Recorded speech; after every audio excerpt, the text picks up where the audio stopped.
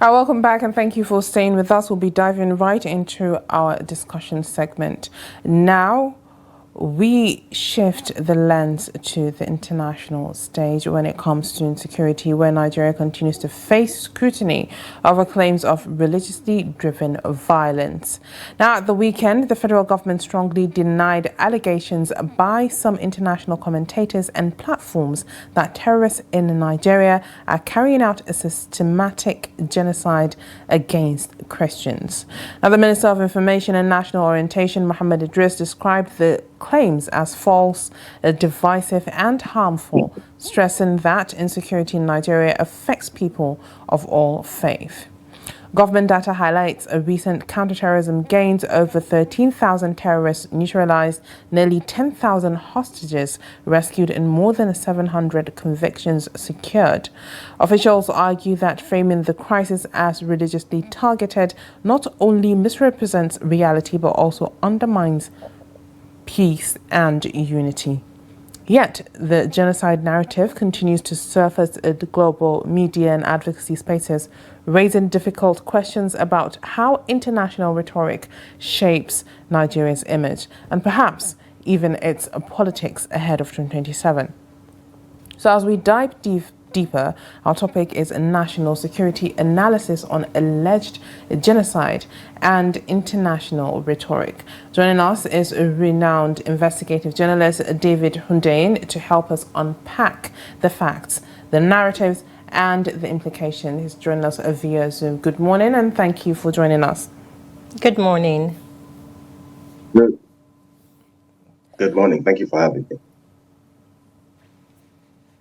All right. Diving right straight to it, as someone with experience when it comes to, digging deep, based on, I would believe, some of the investigations that you've done, how would you characterize, the current state of Nigeria's national security?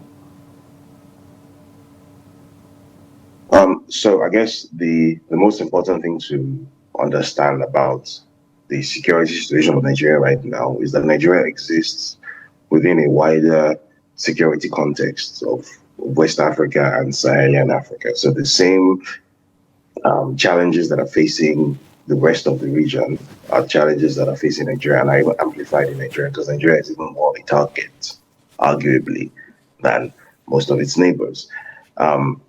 Essentially, the neighborhood that Nigeria sits in is a very unsafe neighborhood. It's a neighborhood that is basically the junction, the meeting point of two halves of the world. So the same way that the Middle East is almost condemned by geography to be unstable, the Sahel and West Africa have a similar problem because just by virtue of their location and then their resource endowment and the strategic value that these things present to the world, it's inevitable that there will be players who have an interest in destabilizing the region and essentially ensuring that meaningful internal development doesn't take place. So you're going to see more and more of these sort of armed groups springing up, out of the woodwork, because at this point we don't even know how many armed groups are operating in Nigeria and across the Sahel. You're going to see more of these destabilization entities just springing up pretty much out of the woodwork, be they people claiming to want to secede from the country, be they supposed terrorists, be they unknown gunmen, these entities that just go around killing people without any seemingly defined political or economic goal to doing so. These are the consequences of existing in the geopolitical context that Nigeria does. So I think it's the mistake that I guess even people like me have fallen into in the past is that in analyzing security issues in Nigeria, we've only analyzed it through a local lens. So we've only analyzed the local causes of insecurity. So obviously you would say that unemployment, to an extent, religious fanaticism, and yes, these things absolutely do play a role. But the point is, the key driver of this violence, the reason why you have people walking around with weapons worth billions of naira in an environment where the people are among the poorest people in the world, is because there is an international angle to this violence. So the same reason why some of the poorest places on earth in Niger and in Mali and some parts of Burkina Faso, you have terrorists who seem to have this very, very keen interest in attacking some of the poorest people in the world who you would, if you don't have the geopolitical understanding of the wider context that we exist in, you would wonder what is so important about these places or what is so important about northern Nigeria that makes it such a target for this violence. But when you understand the wider context that we exist in, then you understand that all of us in West Africa, or at least this part of West Africa, share a common security challenge. We share a common geopolitical threat, and this threat can only be eradicated through common action, through group action. We're not going to face down this threat through scattered individual actions, which is what we've been trying to do.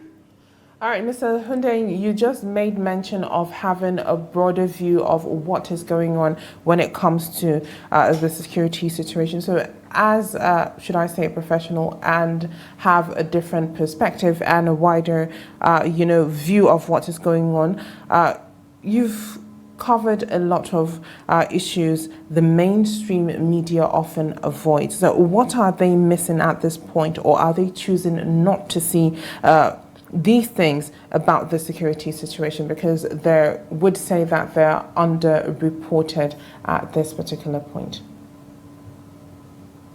So one of the primary issues that the mainstream media seems determined to avoid acknowledging is the fact that some of these supposed Western powers have openly claimed credit for destabilizing parts of West Africa. So you have countries like France, for example.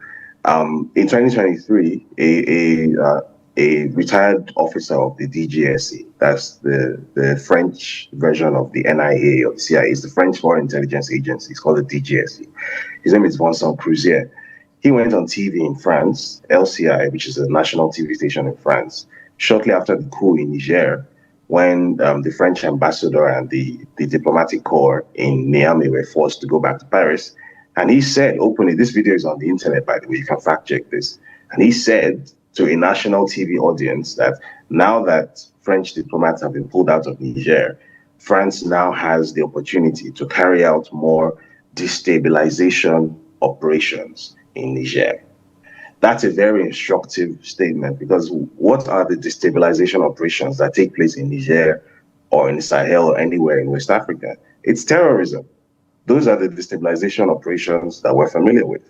So essentially, an official from the French Foreign Intelligence Agency went on TV and claimed credit openly for terrorism that takes place in West Africa. For whatever reason, this didn't get that much airplay in local media, definitely not in Nigeria, but that's a very instructive thing that happened. Something else that happened, this I believe was last year, the Ukrainian foreign minister, shortly after a terror attack on the Malian military, which killed over 40 Malian soldiers, plus some of their private military contractors from the so-called Wagner private military group from Russia. The Ukrainian Minister of Foreign Affairs went on his social media, on his Facebook, and openly, gleefully claimed credit for providing intelligence support to these terrorists who killed over 40 soldiers from the Malian armed forces. And this was done very openly. And in fact, the countries of the Sahelian Alliance, as Mali, Niger, and Burkina Faso, actually sent an official letter of complaint in to the UN, and they cut off their diplomatic ties with Ukraine because of that. Why that was important is that if you're familiar with the role that Ukraine plays in the world, it's essentially a proxy of NATO, which is essentially an extension of the US government and some Western European governments. So essentially, you have a proxy of NATO claiming credit gleefully for some of the carnage that is taking place in West Africa, right? So, and if it's happening in Mali or Burkina Faso and Niger, you can be sure it's also happening in northern Nigeria, because we exist in the same context. Our destinies are all linked. Like, let's make no mistake about that. So these are the issues that are going on, which is why, for example, you will see terrorists walking around in northern Nigeria holding weapons that sometimes even the Nigerian military doesn't have. And the Nigerian military, by African standards, is a fairly well-resourced and well-equipped military, right? It's a fairly modern military. And yet you have terrorists, semi-literate people wearing bathroom slippers, walking around holding modern weapons, expensive weapons that sometimes the Nigerian military doesn't have, and weapons that require a measure of training and sophistication to even use, that obviously suggests that these are not weapons that maybe were picked up from the old stockpiles from the Gaddafi stockpiles in Libya, and that came back across the Sahel, which is the normal narrative that is always pushed. After the fall of Gaddafi, some of those arms filtered across the Sahel. That definitely happened. But in this case, you have terrorists using armed drones. And the same type of drones, by the way, that are used in Russia by Ukraine, you know, which is a very, very interesting coincidence. You have terrorists walking around with, the sort of firearms that takes, specialist training to use. We've seen several videos of helicopters supplying these terrorists with cash, with logistical supplies like food, with arms, all sorts of things. And in at least some of those videos, you can actually see that the people piloting these helicopters and the people, interacting with these terrorists are clearly Europeans, right? These things are very well known. So these are the issues which I think the Nigerian local media needs to do a better job of spotlighting, that this terrorism problem didn't just spring out of the ground one day. That yes, there are definitely local causes, there are definitely local elements um, in this situation, which have obviously been very well covered. But that over and above the local causes, the international support, the international instigation, and the international cover for these terrorists is what has made them this powerful, that they're able to face off against a national military that has close to 500,000 fighting men in a country like Nigeria, or they're able to face off against joint military of three countries in the Sahel, and they are still in existence. That this is what is happening. There is essentially an international proxy war going on, and we're on the sharp end of the war. We're at war, and we don't realize that we're at war. All right, David, some groups, call the violence in Nigeria genocide. Now, while the government denies this, from your research and, perspective, where does the truth lie? And, do you think that the international community is, exaggerating Nigerians' crisis, or you feel that this crisis in Nigeria are being, underreported? Before I answer, I should note two things. The first is that in 2019, I was actually part of a research project that actually tracked some of this violence in the middle belt of Nigeria. So I actually traveled myself. I was living in Nigeria then. So I used to go to places in Southern Kaduna and some other places like that to actually document these things. There's a video on my social media of me in Kajuru in 2019 documenting one of these things. And one of the outcomes of that project that I worked on was a 350-page report, which was called Nigeria's the Silent Slaughter, Genocide in Nigeria and Implications for the International Community. Now, this report was put together by an NGO called the International Committee on Nigeria and another NGO called the International Project for Peace Building and Social Justice. And that report was presented to the then US Vice President, Mike Pence, who was the VP under Donald Trump in his first term, and the then US Secretary of State, Mike Pompeo. And if you recall, shortly before Mike Pompeo left office in 2021, one of the very last major foreign policy decisions that he took was to designate Nigeria as a country of particular concern for violation of religious freedom, which was a direct result of that report that was submitted to him. So why I'm mentioning that is to provide context for what I'm about to say. So yes, there definitely has been a measure of targeted violence against different Nigerian groups, one of which would be Christians in the Middle Belt or in the North. That absolutely has happened. However, what people need to understand is that if this so-called international community ever at any point genuinely cared about the loss of human life in Nigeria, be that Christian, be that Muslim, be that Northern, Southern, whatever, if the international community cared, when this report was published in 2020 and presented to the White House and sent to the UN and to several other international institutions, there were multiple opportunities to take concrete policy action about it. There was no policy action taken whatsoever. The most that was done was Nigeria was put on a list, which is basically the diplomatic equivalent of tapping somebody on the with their finger. It's nothing. It accomplished absolutely nothing. The reason why there is this sudden uproar about whether Nigerian Christians are being massacred or Nigerian Christians are not being massacred is simply because the events in Palestine, which have been recognized officially by the UN as a genocide, have become relatively difficult to manage by obviously the government in Israel and its allied governments in the US and Western Europe. And they need to sort of deflect attention away from what is clearly a genocide, what has been openly acknowledged in every conceivable way by all the responsible institutions as a genocide, and pull people's attention away from that using two very clever things. The first is to infer that, well, even if we're committing genocide in Gaza, it doesn't really matter because the people we're killing in Gaza who are Muslim, do you know that Muslims supposedly are also committing a genocide in Nigeria? So if we're committing a genocide against them in Gaza, that somehow evens it out. So it doesn't really matter whether we're committing genocide against them in Gaza, because somehow something that is happening a couple of thousand miles away in a country that you can't locate on the map somehow evens it out, right? This is how Zionist propaganda works, right? This is how Zionist mind programming works. I've had firsthand experience, I've had firsthand engagement with these people. This is the sort of clever Jedi mind trick that these people are trying to pull on the world. These people do not care in the slightest whether Nigerian Christians are dying or not. And I should also say this very openly.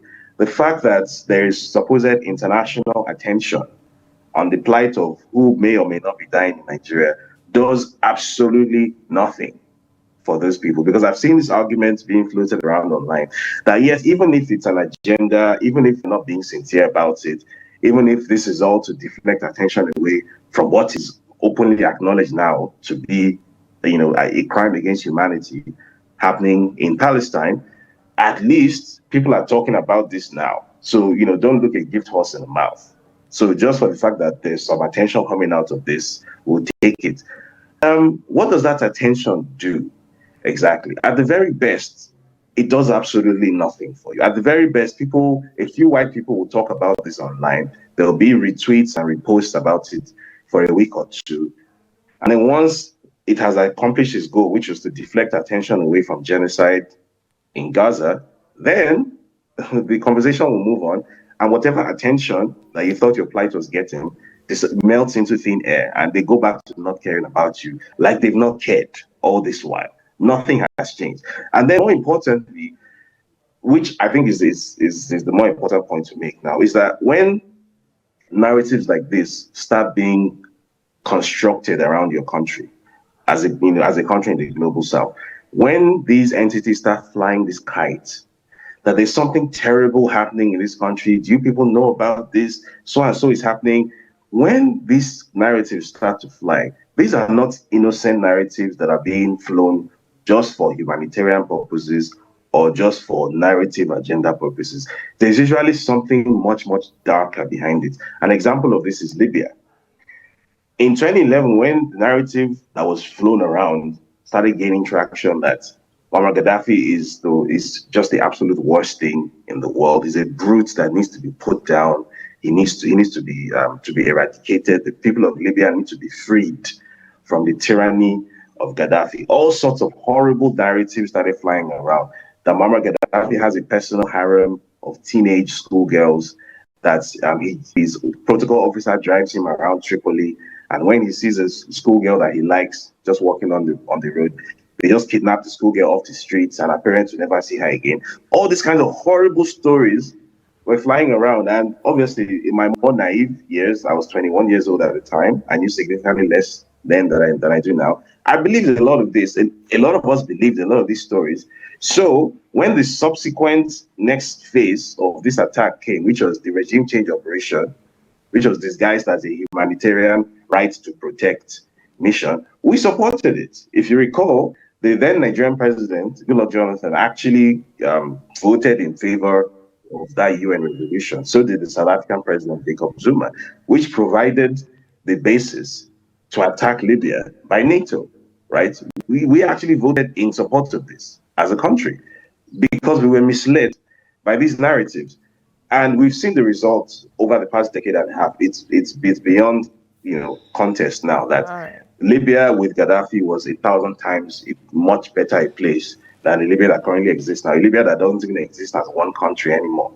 It's a country with two governments, with multiple capitals, completely fractured and fragmented, and it's basically never going to be a meaningful country in any sense anymore. Right. And then it has slave markets. It's become a source of insecurity for us, even here in Nigeria. It's just a mess.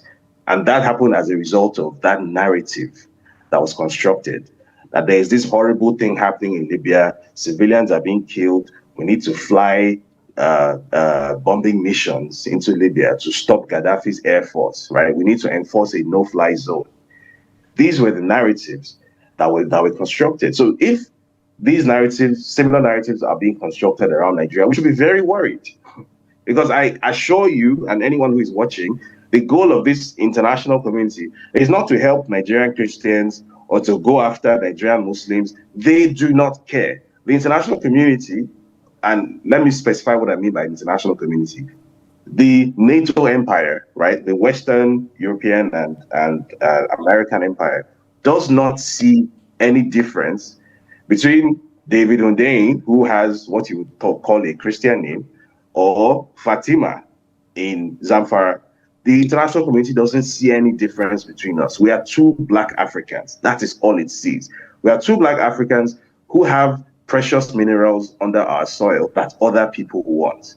So Fatima in Zamfara has gold and lithium and tungsten and manganese and uranium under her feet. They want that. David in the south has oil and arable farmland and freshwater sources, all that under his feet. Those people want that. So if people want your resources, but there are 200 million of you, so you are too much of an obstacle, and getting to those resources isn't that easy because you have this huge, human-sized obstacle. What do? It creates a pretext for military intervention in that society. This was done in Libya. This was done in Syria. This was done in Afghanistan. This was done in Iraq. This was done in Somalia. It was done in Sudan. It's been done in so many places where an external entity constructs a narrative. Whether the narrative is true or not is completely beside the point. Sometimes that narrative is built around a core of truth, and then several exaggerations are tacked onto it. Sometimes it's completely false. It doesn't matter. It works just the same. Somebody constructs that narrative around your country, and next thing you know, you have boots on your ground. Next thing you know, you lack all sovereignty. Your country becomes a feeding tube for someone else's country. You become a slave in your own land, and this is where it all begins. Narrative. All right, Mr. Hundeyin, you just spoke about external power. So at this point, most would say external power prefer weak or destabilized states. They can influence a lot when it comes to a country. So do you agree with that? And how is that playing at this point in Nigeria? Where do you see Nigeria going forth? And how do you think we can turn everything around to stabilize what is going on in the country, especially when it comes to security and the narrative that is put out there? Yes, external powers absolutely do have the power to influence the decisions that are taken by a country at all levels. And this is already happening in Nigeria. One of the ways, the most obvious ways that you can see this happening in Nigeria is the extent to which the World Bank and the IMF, which for those who don't know, even though those institutions have the word international and world in them, those are actually American institutions, right? They're owned by the US government, right? The US government has a controlling stake in both institutions, right? Those are US government appendages. Now, these institutions essentially have almost total control over Nigeria's public policy right now. So every recommendation that is made by the IMF within a few weeks becomes policy, becomes law in Nigeria. So be it the new tax bill, which is to go into operation from January 1 next year, that's an IMF tax bill, right? It was not Bola Tinubu or the Nigerian government that came up with that tax bill. Let's just be clear about that. That bill in its entirety was dictated from Washington, D.C. Be that the new the proposed constitutional amendments for creating, for example, a citizenship by investment program, which a country like Nigeria, 215 million people, absolutely does not need and would be absurd. These things did not come out of Nigeria. Be that the almost entire seizure of Nigeria's food and health regulatory spaces by a single foreign entity, the Gates Foundation, right, which obviously works in lockstep with the US government. That is just another example of this total capture of Nigeria's government and regulatory infrastructure. And people need to understand when we use terms like imperialism or neocolonialism, those terms sound like ivory tower terms. They sound like things that Kwame Nkrumah used to say in the 1950s. But what those terms actually mean is that in a meaningful, everyday sense, you think you live in a democracy with the paraphernalia of a democratic state, but all the levers of states that are available in this supposed democracy are seized and controlled by external powers. So if you recall, recently the National Assembly held what was supposed to be a public forum on a public consultation on constitutional amendments. If you look at the picture of this event, this is the National Assembly of a sovereign country talking about amending the constitution of that sovereign country. Who were the people present at that meeting? Right, the logos that you were seeing displayed on the banners of that meeting, you were seeing UK Aid, which is the subsidiary of the UK Foreign Commonwealth and Development Office. By the way, the UK Foreign Commonwealth and Development Office is the parent institution of the MI6, right, or the SIS, which is the premier foreign intelligence extension of the UK. So a sovereign country amending its sovereign constitution is doing that in partnership with a foreign intelligence agency. You are seeing names like PLAC, that's the Policy and Legal Advocacy Center. PLAC is funded by the MacArthur Foundation, which is a very well-known CIA extension, right? So you have British and US foreign intelligence agencies directly involved in writing your new constitution. That is what it means to be to suffer neocolonialism, to have foreign entities seizing control of your country from under your feet. Right. And once that has been done, once that capture has been executed, it doesn't matter whether people physically bring soldiers in to occupy your country or not. Just for the fact that the supposed democratic levers of state, which you think belong to you, have been hijacked, then your country no longer belongs to you. You are no longer sovereign. So in answer to the second question, which is what can Nigeria do to regain its sovereignty? The most important thing, I think, is that people, first of all, need to be aware that these things are even a problem. Because in my interaction with Nigerians, I've realized that if you mention, for example, that say, I'm just throwing an example out there, that say the Gates Foundation is essentially writing Nigeria's food and health policy, right? All the people who are writing Nigeria's food and health policy or rewriting it are in some way, shape, or form on the payroll of an American billionaire who is part of the US government establishment. If you mention that to the typical Nigerian, well, it doesn't understand why that is a problem. It's like, well, Bill Gates he's a nice guy. He just loves Africa. He funds vaccine development to save Africa, save the lives of young African children. He's a philanthropist, right? He's this, honorable Western billionaire who's trying to use his money to save the world. Like, he has made so much money that he has moved on to solving civilizational problems, right? That's what most people in Nigeria actually think. So I think the most important thing is for people to become aware that in the world that we live in, There is no such thing as a freebie. There is no such thing as a philanthropist. There's no such thing as somebody who wants to cross an entire ocean to come to your country to help you. In the world we live in, everything is give and take. Everything is mercantile. If somebody is giving you this thing, you can be sure that what they are taking away from you is 10 or 100 times the value of whatever they're giving you. That is the reality of the world that we live in.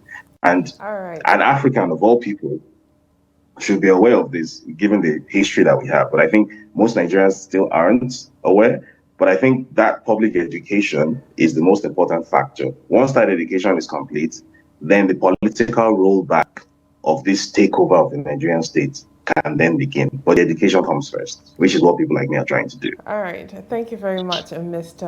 Hundeyin, for unpacking a lot for us this morning. Thank you very much for having me. Thank you.